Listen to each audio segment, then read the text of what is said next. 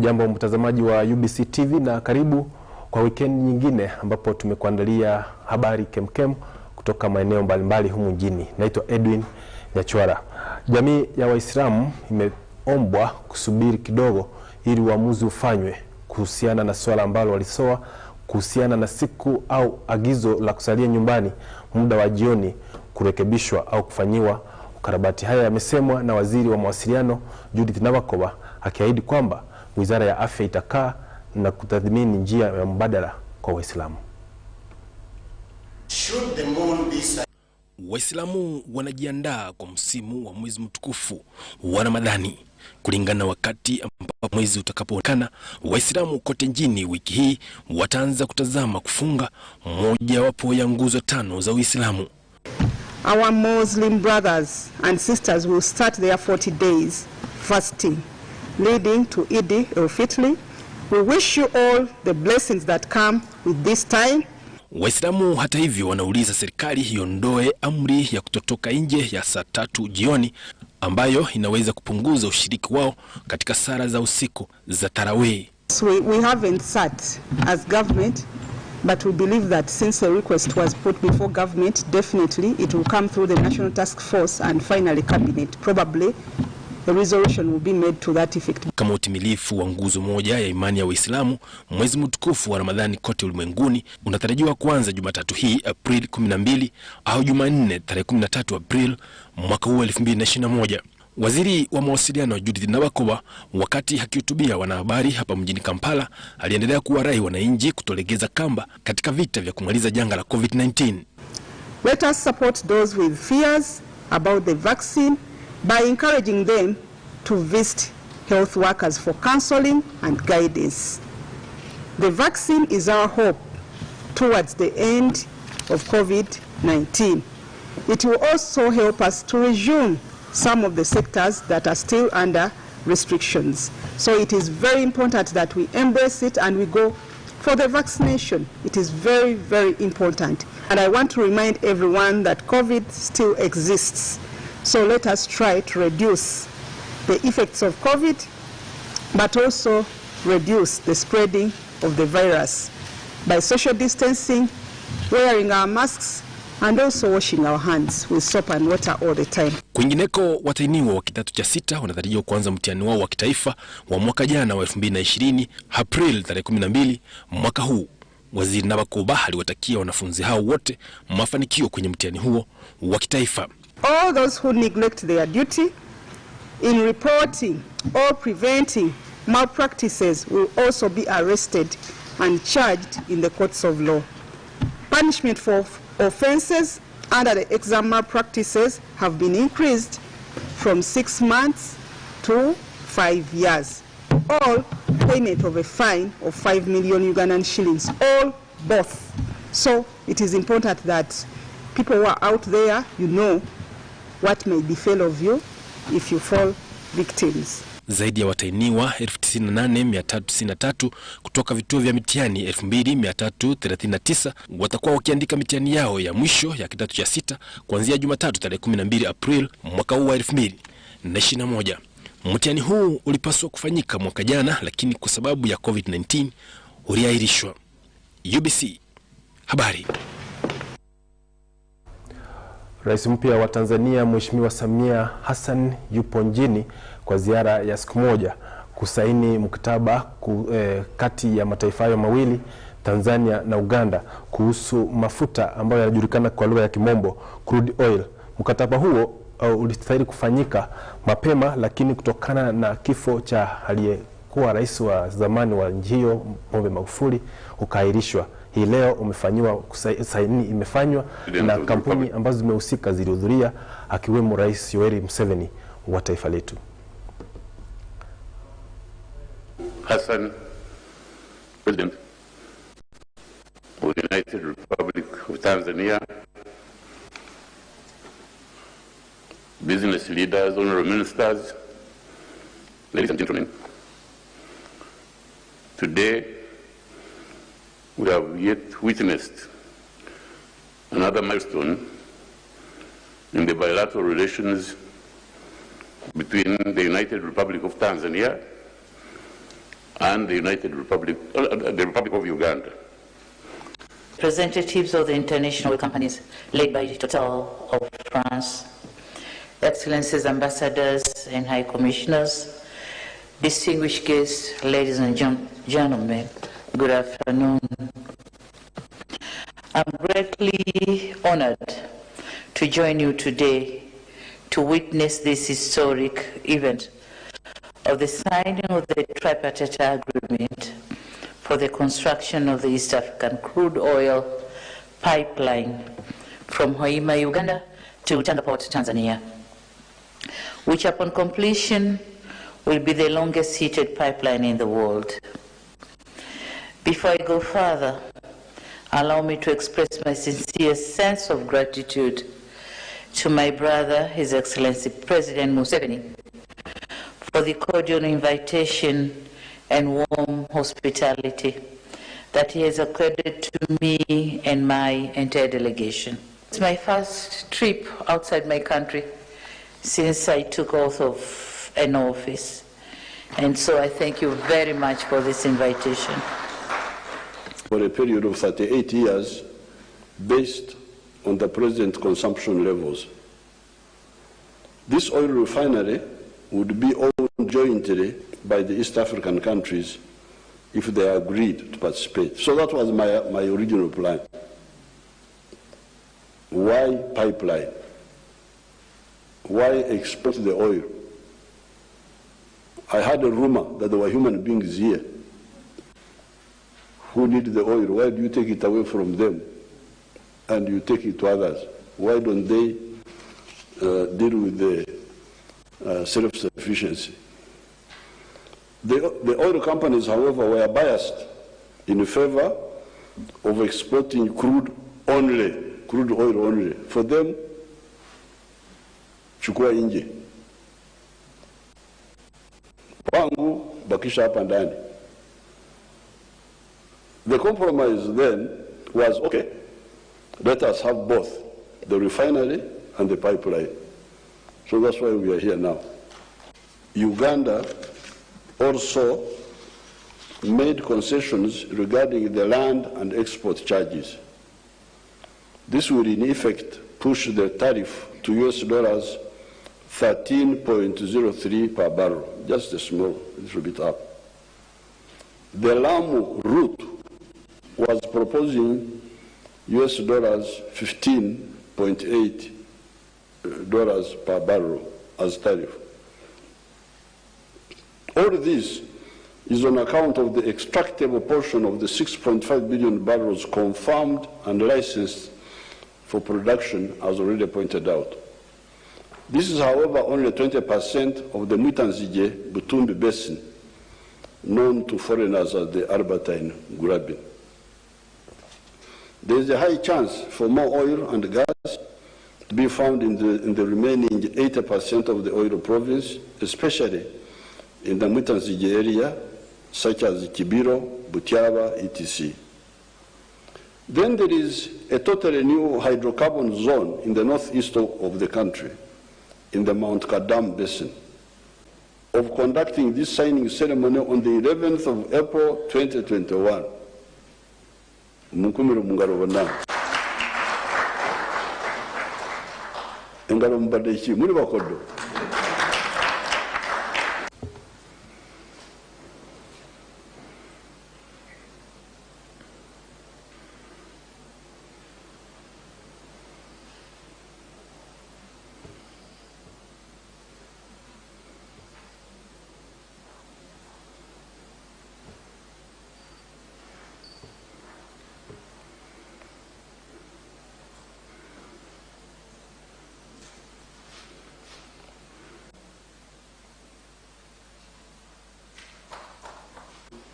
Of mutual interest and express their satisfaction with the excellent relations and cooperation that so happily exists.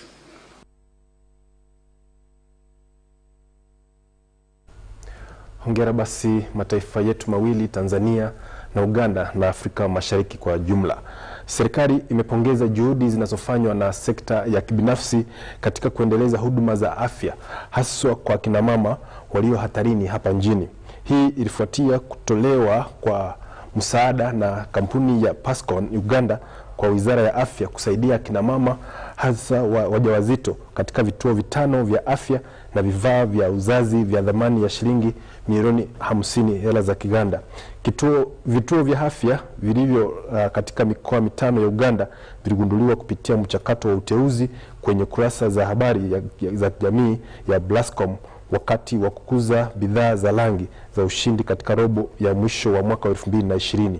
Msaada huo utaongezea juhudi za hivi karibuni katika kupambana na viwango vya vifo vya kina mama na watoto wachanga vilivyotokea kwa vifo 92 kwa kila walivyofanya watu 100,000 na ripoti ya utendaji wa sekta ya afya ya kila mwaka. Hata hivyo, imepokelewa vizuri na washikadau wamepongeza kampuni hiyo kwa msaada wao.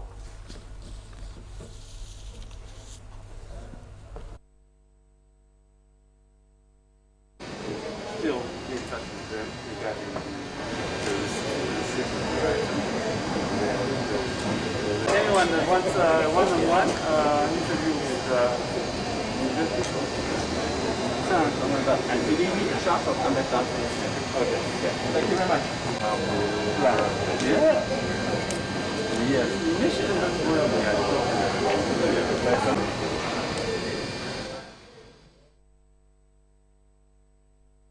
Life paths in the country, and anything that is targeted to reduce that is welcome.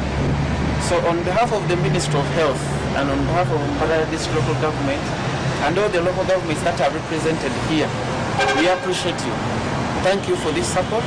It is going to take us a long way in saving the lives of others, but also the lives of the children, the newly born children, and those children. You talked about the 90. That is for the children under 5. But the perinatal and neonatal mortality is at 27 per 1,000 live births. We need to reduce it to the WHO standard, less than 10. We still have a long way to go. Plascom, your contribution is going to play a role. When mothers come and they sleep in our wards, and they will not be bitten by mosquitoes, eventually we shall prevent those deaths. Death for the newly born children, but also for the mothers who have come to deliver in our facilities.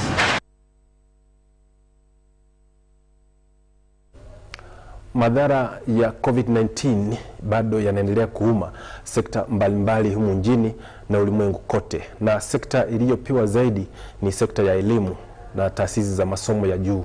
Tumepata maoni ya watu mbalimbali, haswa wale ambao wanahusika moja kwa moja na masuala ya kielimu. Wa janga la COVID-19, muktadha wa darasa umebadilika sana, na wanafunzi siku hizi hawajiungi kwa makundi ili wabadilishane mawazo. Muksin, wakati huu wa COVID-19 na ule wakati wa zamani kuna utofauti gani? Utofauti upo mkubwa sana. Kwanza, utofauti upo katika ukaaji darasani, pia utofauti upo katika ufundishaji darasani, na pia hata muongozo wa shule sasa hivi umebadilika sana. Kwa mfano, zamani mwalimu alikuwa anakuja mara 3 kwa wiki darasani, lakini sasa hivi ni mara 1 kwa wiki. Pia walimu wameamua kututenganisha madarasani, tunakaa kwa umbali wa mita 2. Hivyo hii imepelekea wanafunzi wengine madarasa mengine kuvunjwa na kuwekwa madarasa 2 badala ya 1 kutokana na idadi ya wanafunzi katika shule yetu. Pia sasa hivi shuleni kwamba hata shule zimebadilika sana, kwa sababu kila mwanafunzi lazima awe na sanitizer, lazima awe na barakoa. Hivyo hii tumeona mabadiliko makubwa sana kwa sababu ya janga la corona. Na semina je? Kuhusu semina sasa hivi serikali imekataza, sababu wanasema zile semina zilikuwa zinatusaidia sana sisi wanafunzi kushare idea na wanafunzi wenzetu, lakini kwa sasa ile haipo tena kwa sababu ya kuogopa maambukizi ya kirusi cha corona nchini. Haya, asante sana. COVID-19 has impacted the learning and teaching process in schools. We have different ways of evaluating our students to see whether they've grasped what we've taught and what we've, or they've not grasped what we've taught. In these methods of teaching, we have group discussions whereby you tell students to sit as a group, discuss, and then they come up with their work at the end of the session. Sometimes we could have debates or seminars, and all this calls for group work. But with the breakout of the COVID-19 or the pandemic, we find ourselves that now we are going to base on individual evaluation, whereby each student has to learn on his own other than going for group work. So COVID-19 has done more harm to the education system, and we hope and pray that inshallah it stops, or they get the vaccine which can make it stop.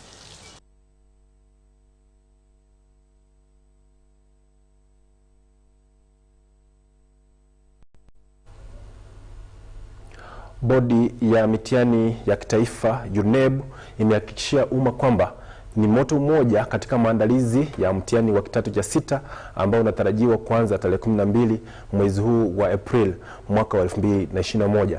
Mtihani huu ulipaswa kufanyika mwaka jana, lakini kwa madhara ya COVID-19 ukaahirishwa. Haya yamesemwa na msemaji wa bodi hiyo hii leo alipokuwa akizungumza na wanahabari hapa mjini Kampala.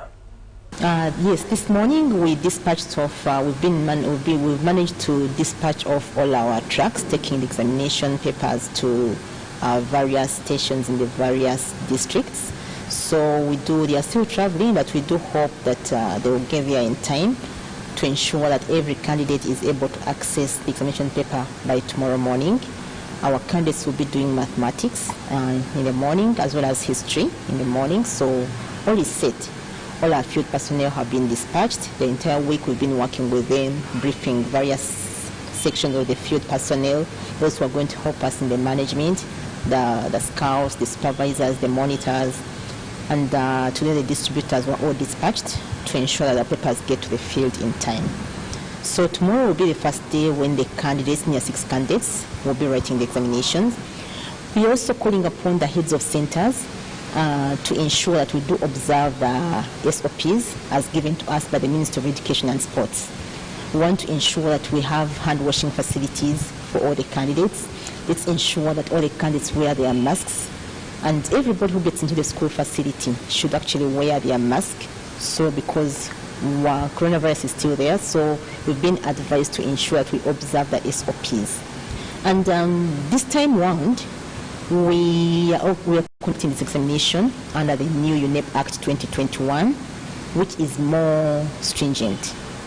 The board is going to be very harsh on anybody who intends to deal in examination malpractice. We want to discourage the candidates. Do not allow to be misled by anybody who will want to tell you they are going to give you external assistance, or get involved in impersonation, or they want to say they are going to give you some paper or something like that. I can assure you nobody can get access to a lab paper before. There's no such a thing like as a leakage. So whatever they will be giving you is going to be a leakage. Yet at the same time, if you're found to have access, to have had prior knowledge of an examination paper before its official release, you will be held culpable. Tunawatakia mema watahiniwa wote wa kidato cha 6 mnapoanza mtihani wenu wa kitaifa. Na sasa naenda kumeza mate, lakini nakuarifu kwamba tuna mgeni ambaye tutaenda kujadiliana masuala mbalimbali, kukiwemo mjo wa Rais Hassan wa Tanzania na umuhimu wake katika Afrika Mashariki. Usiondoke.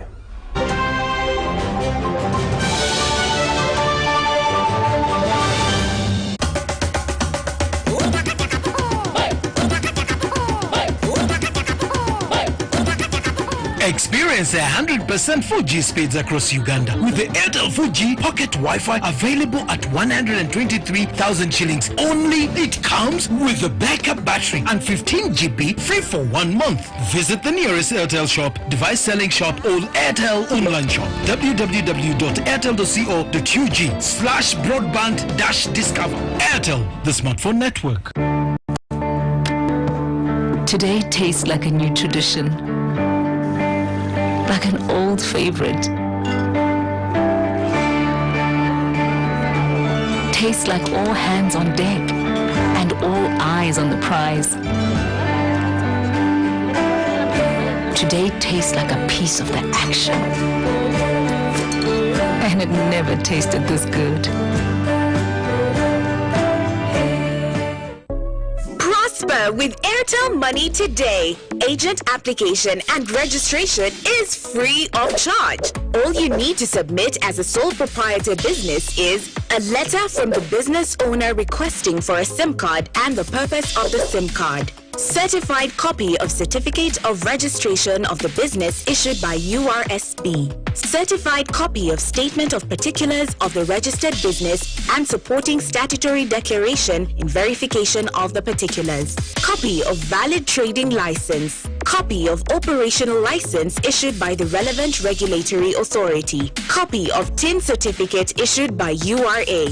Valid national ID for Ugandan proprietor or passport for foreign national, including a valid immigration entry permit, work permit, visa, or residence certificate. Colored passport size photograph of the proprietor and handler of the business. Proof of current physical address of the business, tenancy agreement or utility bill in the name of the proprietor or landlord, or LC1 introduction letter confirming ownership and location of the business. You will be informed of your application status within a maximum of 5 working days, still free of charge. Upon successful agent application, Airtel will provide training and customized branding material for your business location, still free of charge. To register, call us today on 126 toll-free. Airtel Money. Simple, secure, borderless. Airtel is regulated by Uganda Communications Commission.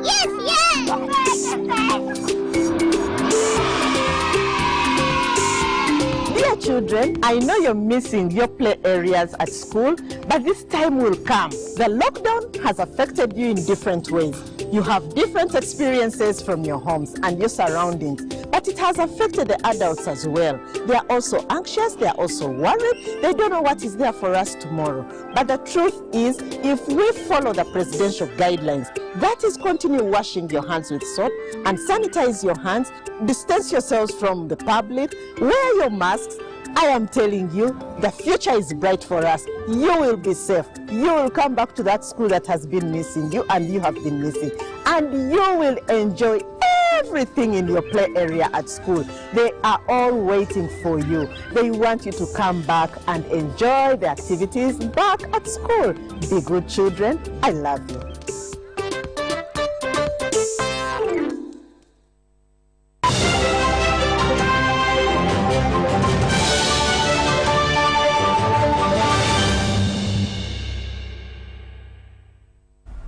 Barabara kabisa, nilivyokuahidi, mgeni wetu tayari ameshawasili na nampa nafasi atangulize kwa ufupi, alafu tuanze mjadala wetu.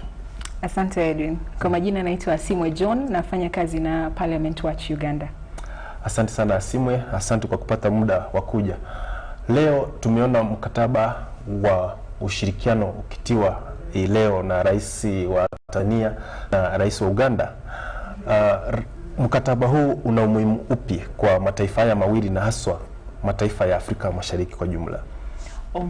Mkataba huu kwanza ni kikubwa sana kuambia watazamaji jioni ya leo kwamba mazungumzo yalianza muda mrefu mwaka jana, wakati hata hayati Rais John Pombe Magufuli alivyokuwa bado ndio yuko mamlakani, na ukiangalia kikubwa kwamba nchi zetu za Afrika Mashariki ndo Uganda iligundua tu uwepo wa mafuta juzi kati na mipango mingi imeendelea, lakini kusaini au kutia sahihi yao siku ya leo imeimarisha zaidi kwamba nchi zote mbili za Afrika Mashariki zinajiinua sasa kutoka katika kuweka mambo mengi, kuangalia katika asiliamali nyingine tulizokuwa nazo Mwanza, na mafuta sasa ndio yameanza. Na ukitaka kuangalia jinsi mipango yote ilivyoanza tangu mwanzo wakiwa na hayati John Magufuli, na mpaka sasa Mama Samia amechukua nafasi, hajamaliza hata mwezi,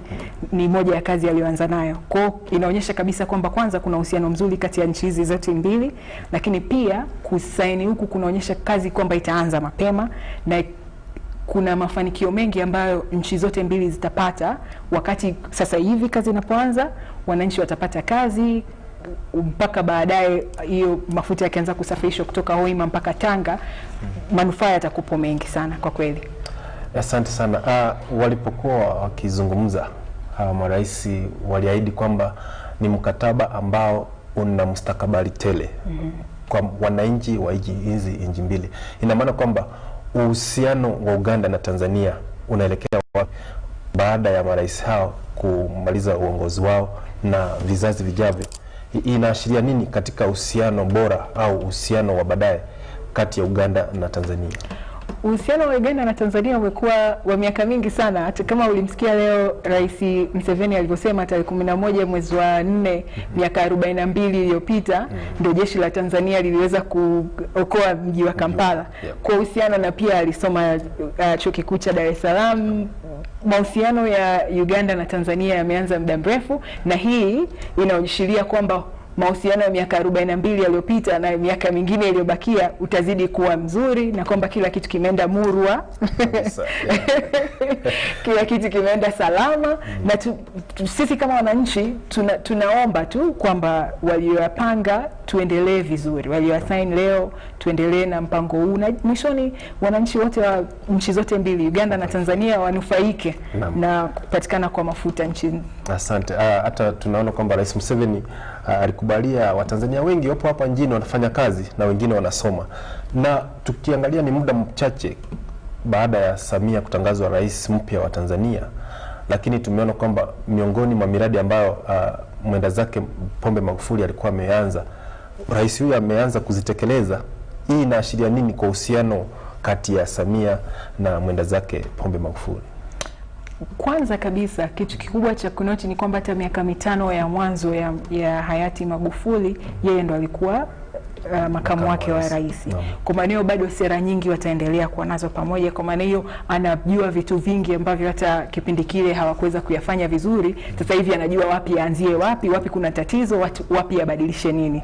Lakini kikubwa ni kwamba amebadilisha ndio uongozi na nini, lakini kila mtu unajua hata ukipata yeye leo utataka wale watu ambao unajua utafanya nao kazi vizuri na nini. Lakini kikubwa ni kwamba hajabadilisha wote, amebadilisha wachache na kuangalia tu kazi zinaonekana zitaanza kufanyika. Kama juzi katika hotuba yake moja ambayo kila mtu aliipenda, aliwaambia wananchi kwamba wewe ni kijana, mimi ni mama, ukinizingua tutazinguana. Kwa anaonekana yuko tayari kupambana na unajua ameshika uongozi, ameshika hatamu ya uongozi kwa kizazi ambacho kinaitwa .com, kizazi ambacho kina uzoefu mwingi katika mambo ya teknolojia. Na kwa mwisho unawaambia nini viongozi au wanawake ambao wanawania viti vikuu, kwa sababu ni rais wa kwanza mwanamke Afrika Mashariki, na nafikiri Tanzania sasa amefungua milango ya heri kwa wanawake. Unawaambia nini akina dada?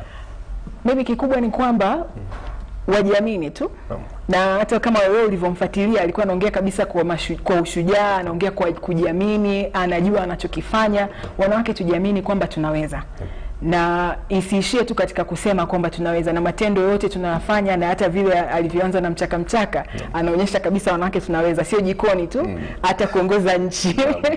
Ni kweli kwamba wanawake pia wanaweza, na ni mfano bora kutoka kwa Rais Samia Hassan ambaye ameanza na ameshika hatamu ya uongozi nchini Tanzania. Nashukuru sana mgeni wetu kwa kupata nafasi, na tutakuwa tunashirikiana kwa mengi kama kawaida. Na sasa mtazamaji, hayo ndio tulikuwa tumekuandalia siku ya leo. Tumefika mwisho wa habari yetu na mjadala wetu. Naenda kukuacha na utabiri wa hali ya hewa na Obadia. Huwe na jioni njema. Karibu tena mara nyingine. Kwa huyu utabiri wa hali hewa kutoka mamlaka la kitaifa ya utabiri wa hali hewa pamoja na television UBC, na mimi mtangazaji wako wa hali la hewa Makumbi Obadi. Hayo mwasemu za kwenye nchi yetu ndakuwa la mvua kuonekana kunyesha pamoja na radi mwasemu nyingi za kwenye nchi yetu kwa sababu la mawingu kuendelea kuwa mengi mwauli wa sehemu za kwenye nchi yetu. Hebu angalie ripoti tukua nayo. Ilikuwa la mvua kunyesha pamoja na mwasemu za kwenye Gulu na vimo kufika la 39.3. Sehemu za kwenye Mubende ilikuwa la 16 pamoja na kuwa la 16 mwasemu za kwenye visiwa vya Kabale. Sehemu za kwenye Arua ilikuwa la 11.7 na mvua kuwa la shasha mwasemu za kwenye mjini Kampala na kufika la 3.7. Kuangalia sanamu za satellite ambazo zilipigwa mwa bara Afrika, mkanda wa mvua ndakuwa katikati mwa sehemu za kwenye bara Afrika na kutawanyika sana mwa maeneo la nchi yetu na mawingu kuongezekana mauli wa nchi na mvua kuendelea kuwa na ile